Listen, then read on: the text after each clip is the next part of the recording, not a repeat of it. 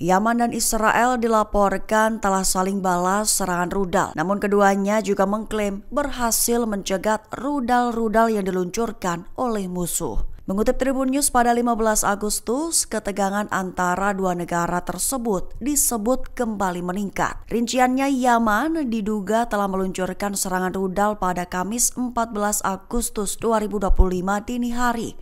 Militer Israel secara resmi mengumumkan bahwa mereka telah mencegat serangan rudal tersebut lewat kanal telegramnya. Rudal itu dicegat oleh Angkatan Udara Israel atau IAF sebelum mencapai wilayah sasaran.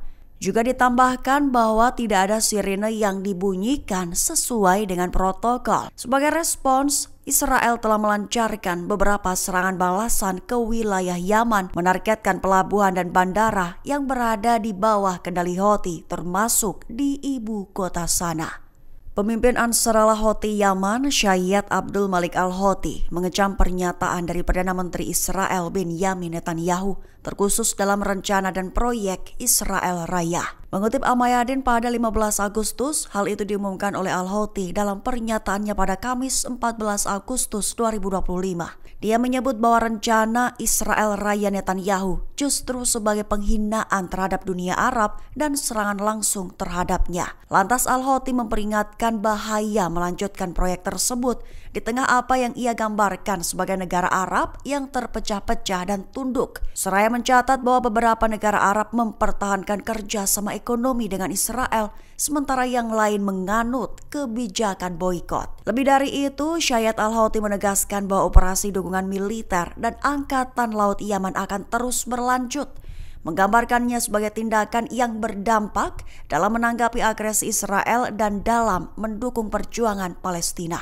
Lebih dari 100 LSM internasional, termasuk Oxfam dan Doctors Without Borders, kecam Israel, meminta masyarakat internasional untuk menekan Israel agar mengakhiri persenjataan bantuan di Gaza dan mencabut proses pendaftaran yang membatasi organisasi kemanusiaan. Mengutip The New Arab pada 15 Agustus, kecaman itu tertulis dalam surat yang terbit Kamis 14 Agustus 2025 waktu setempat, ditandatangani oleh kelompok-kelompok seperti Dewan Pengungsi Norwegia dan Save the Children. Mereka mengatakan bahwa meskipun otoritas Israel mengklaim tidak ada batasan masuknya bantuan kemanusiaan ke Gaza, namun sebagian besar LSM internasional belum mampu mengirimkan satu truk pasokan penyelamat sejak 2 Maret. Surat itu menyatakan lebih dari 60 permohonan ditolak hanya pada bulan Juli saja. Dilaporkan bahwa banyak LSM telah bekerja di Gaza selama puluhan tahun, tetapi kebijakan baru yang diperkenalkan pada bulan Maret telah mencegah mereka melakukannya. Amerika Serikat turut disentil Hamas dalam responsnya tentang rencana Israel Raya. Perdana Menteri Israel Benyamin Netanyahu menyebut rencana itu hanya sebuah ilusi palsu dan Amerika Serikat disentilnya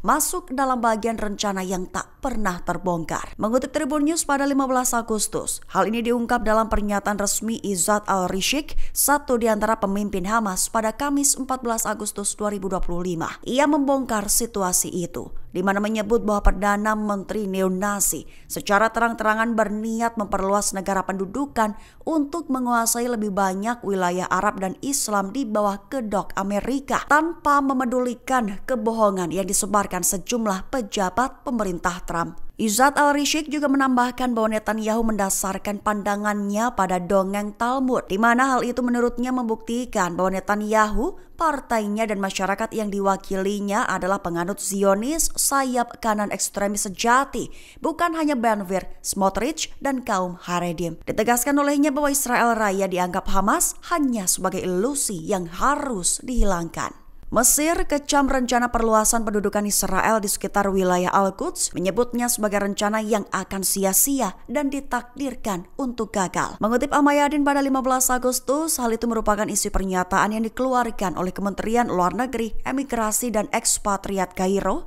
pada 14 Agustus 2025. Perlu diketahui kecaman itu merujuk pada pengumuman Menteri Keuangan Israel sayap kanan Bezalel Smotrich, di mana yang menyetujui pembangunan 3.400 unit permukiman baru di sekitar Al-Quds yang diduduki. Lantas Mesir merespons dengan menyatakan bahwa langkah itu sebagai upaya Israel memperluas perampasan tanah Palestina dan mengubah demografi wilayah pendudukan melanggar hukum internasional. Mereka juga mengecam pernyataan ekstremis Menteri Israel yang menyerukan kedaulatan dan perluasan permukiman di tepi barat, menyebutnya sebagai bukti kesombongan yang menghalangi perdamaian. Juga menyatakan bahwa rencana itu tidak akan membawa keamanan atau stabilitas ke wilayah tersebut, termasuk ke Israel sendiri, selama mengabaikan aspirasi sah rakyat Palestina. Download Tribun X sekarang, menghadirkan lokal menjadi Indonesia.